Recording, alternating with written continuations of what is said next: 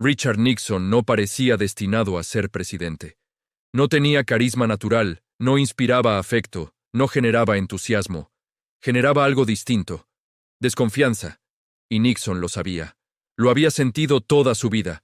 En cada derrota, en cada burla, en cada comparación con hombres que parecían hechos para el poder y que a él siempre le parecieron superficiales. Nixon no venía de la élite que gobernaba Estados Unidos. No hablaba como ellos, no se movía como ellos, no pensaba como ellos. Y por eso mismo los observaba con recelo. Para Nixon, Washington no era un lugar de servicio público, era un campo minado. Y la prensa no era un contrapeso democrático, era un enemigo permanente. Había perdido elecciones importantes. Había sido derrotado por Kennedy en una contienda marcada por la televisión y la imagen. Nixon nunca olvidó eso. Nunca perdonó a los medios. Nunca perdonó al sistema que, según él, premiaba la forma sobre el fondo. Desde entonces, gobernaría con una idea fija. El poder no se comparte. Se protege. Cuando Estados Unidos llegó a finales de los años 60, el país estaba exhausto. Vietnam se había convertido en una herida abierta. Miles de jóvenes enviados a una guerra sin objetivos claros. Protestas en las calles. Universidades incendiadas políticamente. Un país dividido frente a sus propias pantallas. En ese contexto, Nixon reapareció. No prometió utopías, no habló de amor ni de unidad. Ofreció orden, ofreció estabilidad, ofreció algo que sonaba responsable en medio del caos. Dijo que podía terminar la guerra, pero sin humillación. Paz con honor. Una frase perfecta porque no significaba nada concreto. La campaña de 1968 no fue limpia. Nixon no era ingenuo. Sabía que cada día que Vietnam continuara, debilitaba al gobierno en turno y lo fortalecía a él. Jugar con el tiempo era jugar con ventaja, y Nixon siempre fue un jugador frío. Cuando finalmente llegó a la Casa Blanca, no llegó como un líder confiado. Llegó como un hombre sitiado, convencido de que todos lo observaban, de que todos conspiraban, de que cada filtración, cada crítica, cada artículo, era una amenaza directa a su supervivencia política. Desde el primer día, Nixon entendió que heredaba una guerra imposible. Vietnam no se podía ganar de manera clara, pero tampoco se podía perder abiertamente. Para Nixon, el verdadero enemigo no era Hanoi, era la percepción, la narrativa, la historia que quedaría escrita. Ese fue el momento decisivo. Nixon no iba a gobernar para terminar la guerra. Iba a gobernar para controlar cómo se contaba la guerra. Y para eso, estaba dispuesto a hacer algo que marcaría toda su presidencia. Separar la verdad pública de la realidad privada. Así comienza esta historia. No con Watergate, no con un robo torpe. Comienza con un presidente que nunca confió en nadie, con un país cansado dispuesto a creer, y con una guerra que no podía terminar sin destruir algo más que soldados, la credibilidad de Estados Unidos. Y eventualmente, la de su propio presidente. Vietnam no fue una guerra que Nixon pudiera ganar, pero tampoco fue una guerra que pudiera perder. Y esa contradicción definió todo lo que vino después. Nixon entendió algo que pocos presidentes admiten en voz alta. A veces el objetivo no es la victoria, sino evitar la imagen de la derrota. En público, la Casa Blanca hablaba de retirada gradual, de vietnamización, de entregar la responsabilidad del combate al ejército survietnamita.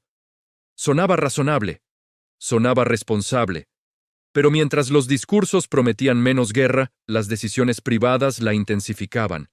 Nixon autorizó bombardeos masivos fuera de Vietnam, Camboya, Laos, operaciones secretas que no aparecían en los comunicados oficiales.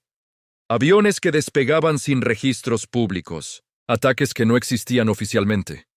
La guerra no se reducía, se ocultaba. El razonamiento era frío. Si Estados Unidos parecía retirarse, el costo político bajaba. Si el enemigo era castigado en silencio, la presión militar se mantenía. Para Nixon, esto no era hipocresía. Era gestión estratégica.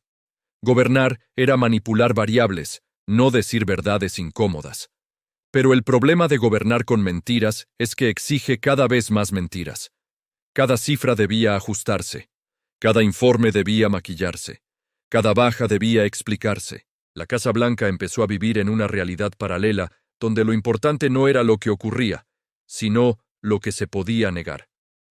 Mientras tanto, el país seguía ardiendo. Las protestas crecían. Los estudiantes ya no pedían reformas. Pedían el fin inmediato de la guerra. Nixon no escuchaba ciudadanos preocupados. Escuchaba ruido, y el ruido, en su lógica, debía ser controlado. El punto de quiebre llegó cuando la verdad empezó a filtrarse desde dentro. Los Pentagon Papers revelaron algo devastador. No solo que la guerra estaba mal planteada, sino que varios gobiernos habían mentido durante años. Nixon no había creado ese engaño, pero lo heredó. Y entendió que ahora era prisionero de él. La reacción de Nixon no fue defender la transparencia. Fue cerrar filas. Si documentos secretos podían salir, entonces nadie era confiable. La prensa dejó de ser un actor incómodo y pasó a ser una amenaza existencial. El Estado dejó de ser un sistema y se convirtió en un círculo cerrado. Aquí nació la paranoia institucional. No como exageración, como política. Nixon comenzó a ver enemigos internos en todas partes. Funcionarios, asesores, periodistas, activistas. Para él, Vietnam ya no era solo una guerra externa. Era una guerra contra la pérdida de control. Paradójicamente, en medio de este caos, Nixon logró algo que parecía imposible. Ganó apoyo. El cansancio social jugó a su favor. Muchos estadounidenses no querían saber más de Vietnam, querían estabilidad. Y Nixon ofrecía precisamente eso: silencio, orden, normalidad aparente. En 1972, Nixon arrasó en las elecciones. No porque hubiera terminado la guerra, sino porque había logrado algo distinto: convencer a gran parte del país de que él era el único capaz de manejarla. Ese triunfo fue el momento más peligroso de su presidencia. Porque a partir de ahí, Nixon dejó de sentirse observado. Empezó a sentirse invulnerable. Si había sobrevivido a Vietnam, si había ganado a pesar del caos, entonces cualquier medio estaba justificado. La guerra no había terminado, pero Nixon había aprendido una lección fatal. Mientras el poder se conserve, la verdad es secundaria. Vietnam no destruyó la presidencia de Nixon de inmediato, pero moldeó su forma de gobernar. Le enseñó a desconfiar, a ocultar, a operar en la sombra. Cuando la guerra empezó a apagarse lentamente, esas prácticas no desaparecieron, se quedaron, y pronto encontrarían un nuevo escenario, uno mucho más pequeño y mucho más letal para su legado. Watergate no comenzó como un gran escándalo nacional. Comenzó como algo pequeño, un allanamiento torpe, un error menor en comparación con una guerra que había costado millones de vidas, y sin embargo, fue exactamente ese detalle lo que lo volvió letal. Nixon no necesitaba Watergate. Había ganado la reelección de manera aplastante.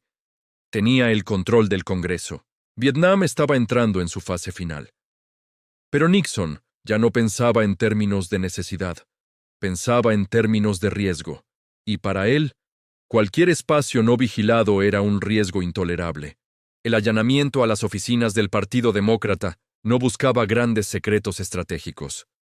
Buscaba tranquilidad, la certeza de que nada se escapaba del control.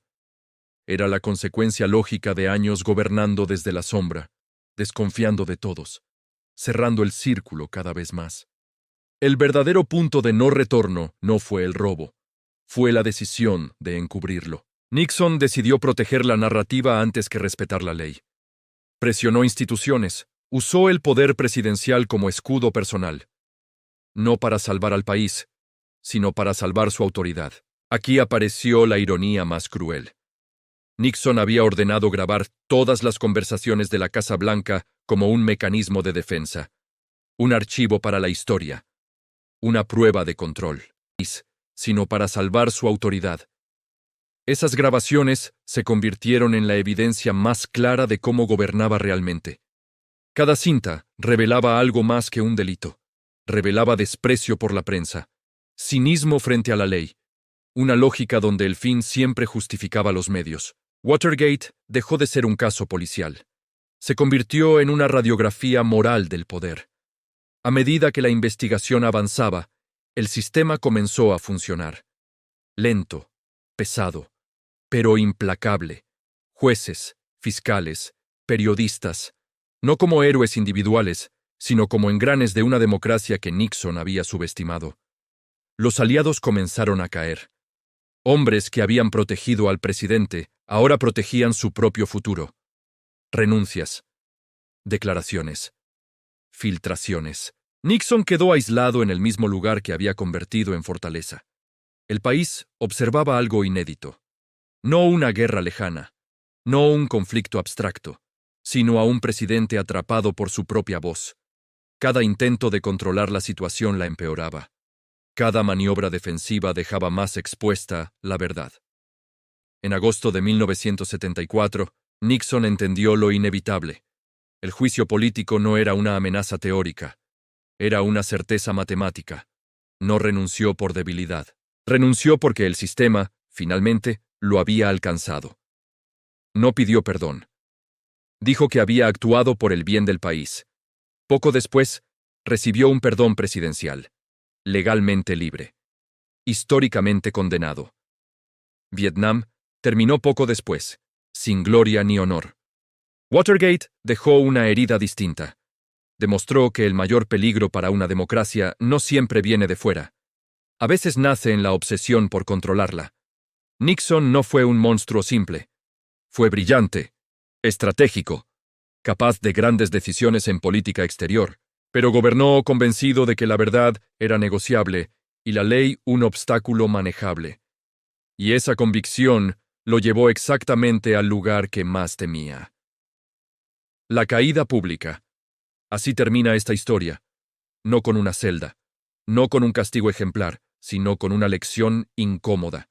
Cuando el poder se ejerce desde el miedo, incluso el presidente de Estados Unidos puede convertirse en su propio enemigo.